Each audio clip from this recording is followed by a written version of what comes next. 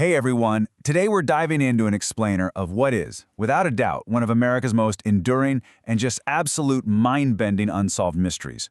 We're going to strip away all the rumors, stick straight to the hard facts, and look at a disappearance that completely defies logic. This is the incredible story of the Yuba County Five.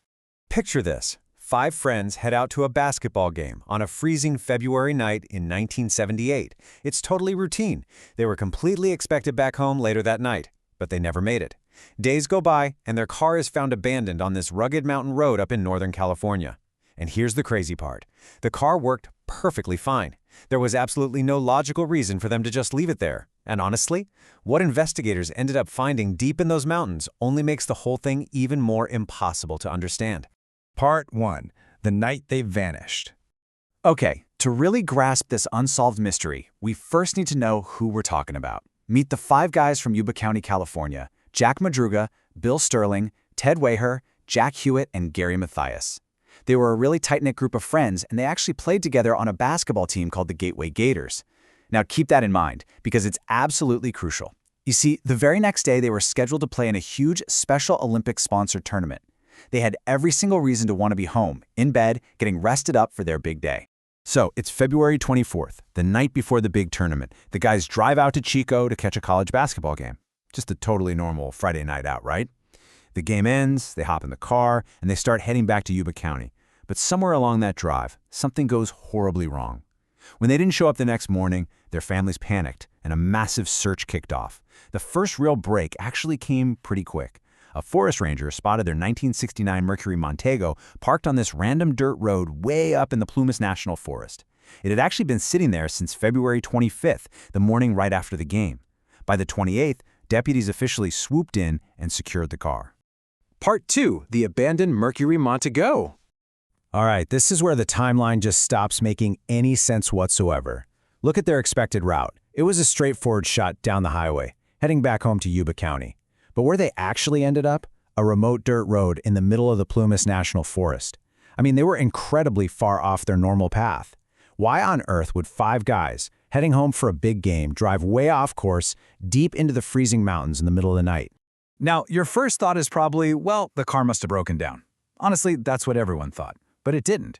The 1969 Mercury Montego had 0 major mechanical issues. It was fully capable of being driven out of there. And it gets weirder. Inside the car, investigators found their half-eaten food, drinks, and the programs from the basketball game they just went to in Chico. All their stuff was just sitting right there, like they had just stepped out for a second. So we're just left staring at this massive question. Why?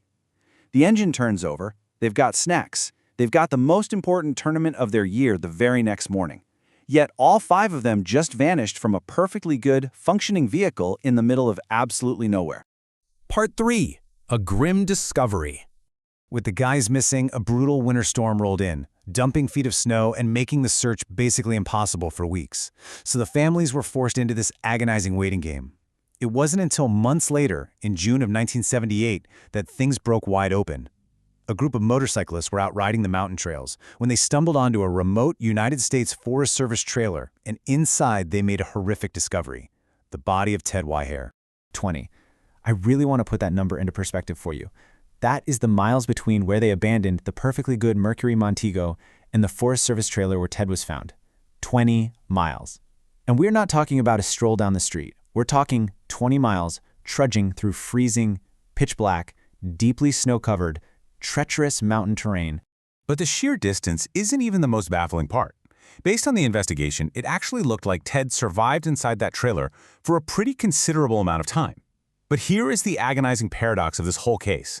Literally right there in the trailer with him was a year's supply of food rations. There were matches, there was fuel, all the stuff you need to survive. Yet, he never opened a single ration. He never struck a match, and he ended up perishing. It's just wild. What kind of physical or psychological barrier stopped him from surviving when the means were literally right at his fingertips? What actually happened inside that trailer? Well, after finding Ted, the search teams immediately fanned out and scoured the surrounding mountain area. And tragically, they eventually located the remains of 3 more of the friends: Jack Madruga, Bill Sterling, and Jack Hewitt. They had all succumbed to the freezing wilderness. So 4 men found, but 1 was still missing. Part 4. The Missing Man. Which brings us to the absolute most haunting aspect of this entire explainer. Despite locating the car, discovering the trailer, and recovering his 4 best friends, Gary Mathias has never been found. Not a single trace. And it's that one specific fact that takes this from a tragic disappearance and elevates it into a profound, chilling, unsolved mystery that has baffled people for decades. How did they end up on that road? Why did they ditch the car? And where on earth did Gary go? Part 5. Theories and Lingering Questions. So, with the hard facts laid out on the table, investigators tried to piece together some kind of narrative. But you know what? Every single theory they came up with has a massive, glaring logical gap. Okay, so theory 1. Maybe they just took a wrong turn, got lost, and maybe followed some tracks left by a snowcat, thinking it led to civilization. Sure, maybe, but that doesn't explain why they'd abandon a car that was working fine. Theory 2. Maybe they got stranded in the storm and set out to find shelter. But then, why walk 20 miles deeper into the frozen mountains instead of just turning around and walking downhill? And finally, of course, the theory of foul play. The huge flaw there? After all these years, no definitive evidence of foul play has ever been established. Zero. Over 40 years, it's been more than 4 decades, and those mountains have just stubbornly kept the final pieces of this story locked away. The evidence we do have just refuses to paint a clean picture. We're just left with this endless loop of questions that investigators have literally lost sleep over. First of all, why leave a perfectly functioning car? It goes against every basic survival instinct a human being has when you've got shelter from the wind and a working heater. Number 2. Why travel deeper into the mountains?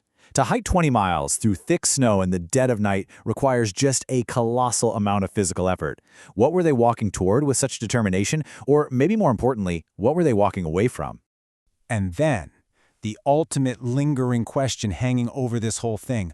What happened to Gary Mathias? Did he leave that trailer to go find help for his friends?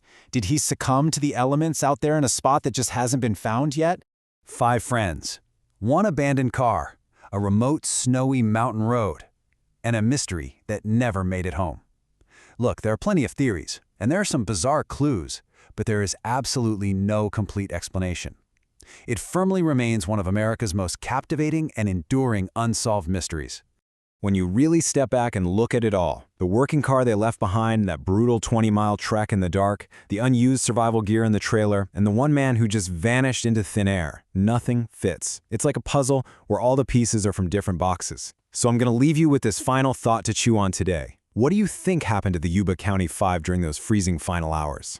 Thanks so much for joining me for this explainer, and remember, keep questioning everything.